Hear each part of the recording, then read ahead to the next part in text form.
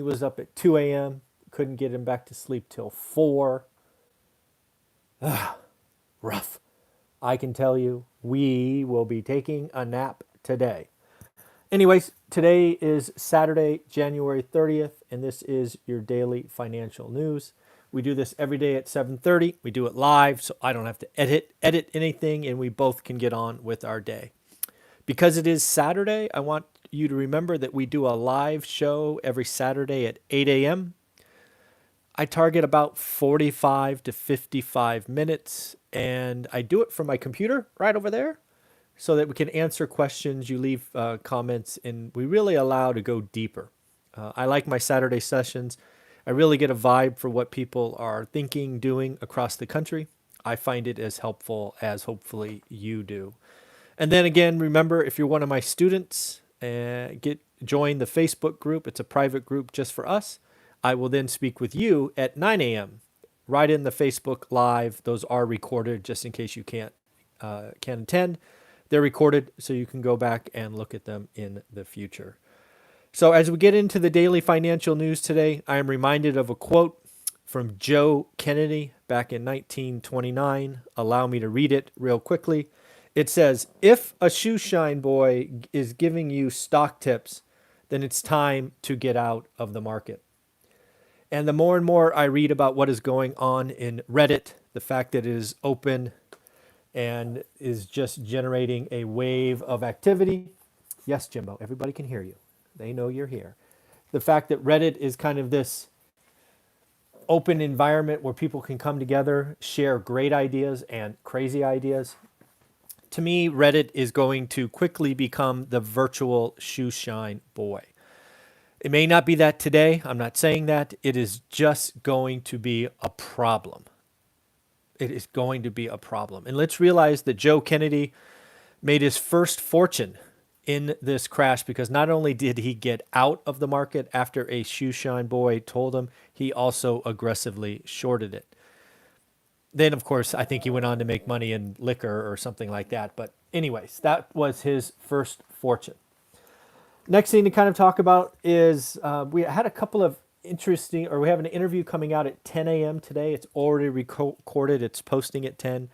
I'm posting a video from somebody who does IRAs, iraclub.org.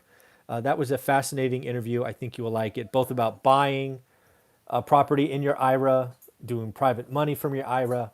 Probably going to be first of many conversations, but again, that will be posted at 10 a.m., so you should enjoy that. And then lastly, I don't know if I mentioned this on the daily financial news, so let me get it out of the way. I have had a free course on Teachable for a couple of years now. I'm actually changed the name because I'm adding more content. The name is now, where is it? I wrote it down. Protecting, Growing, and Strengthening the Middle Class. This is really going to be a goal of mine the next 50 years, so I have changed the name and already adding more and more content to the free course. So that is there. Next up, let's talk about what's going on with GameStop. If you don't know, it's been the topic of the week. Lots of people are making a killing. Lots of Wall Street folks are losing. Couple of things. Wall Street is estimated to have lost $20 billion. $20 billion. Couple of things that I find interesting. This is as of Friday, so the data could be a day old. Originally, this short squeeze started when there was about 70 million shares shorted. About 70 million. Since then, we've had many Wall Street firms come out and say, I'm out, I'm done. You got me, congratulations. But when you look at the numbers, they're still 50 million short. So yes, maybe the original players are out, right? Shorting a stock at 12 and having to pay 300, that kind of hurts. But it looks like there's plenty of people thinking, GameStop will return to earth momentarily. So it's interesting to watch this as bets now are piling up on both sides.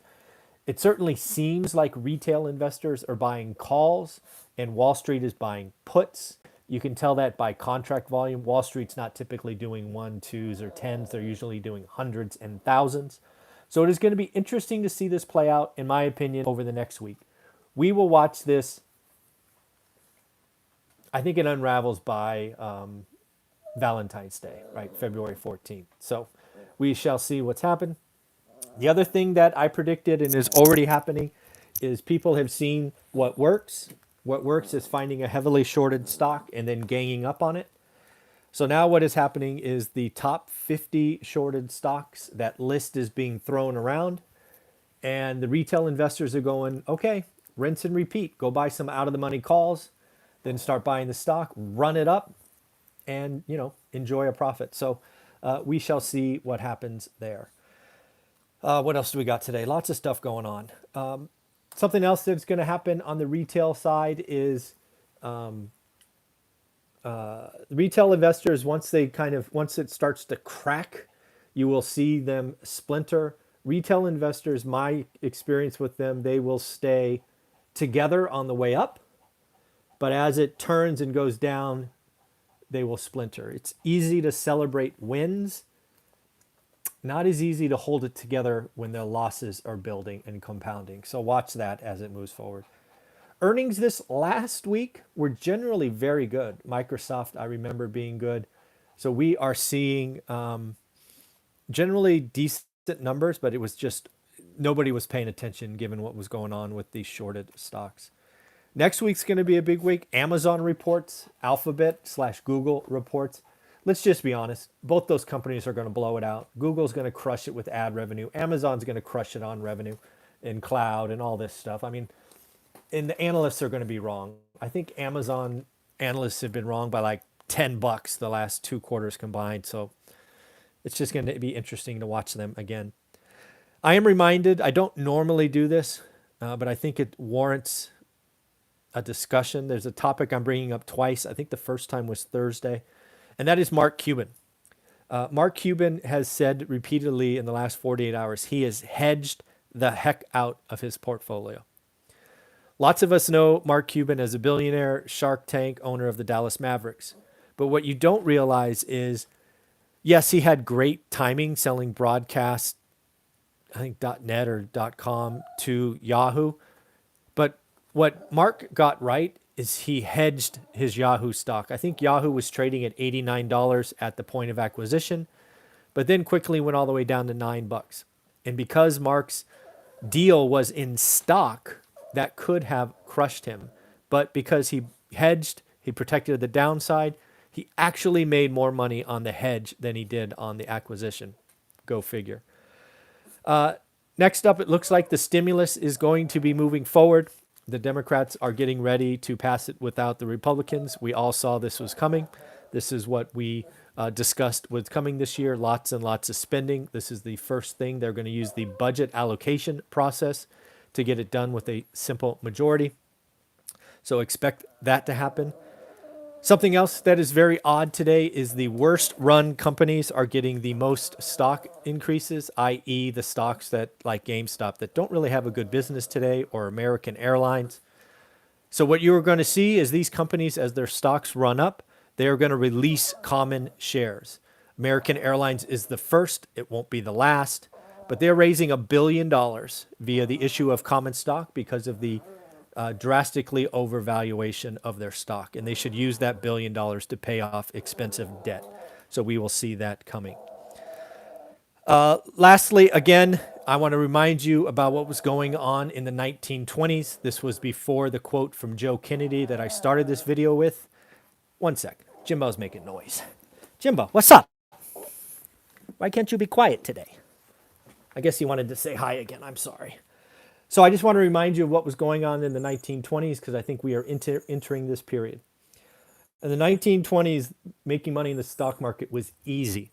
All you had to do was buy as much as you can of everything you can and watch it go up. Kind of feels like today. And then to close with what we started with, Joe Kennedy's quote, "If a shoeshine boy is giving you stock tips, then it's time to get out of the market." I think we are headed in that direction. So again, folks, this is the Daily Financial News. I'm going to end it here. We will be doing our live Q&A at 8 a.m. and then once again talking to the students at 9 a.m. Those are all times Pacific. Have a wonderful, wonderful day. Take care of yourself. Bye-bye.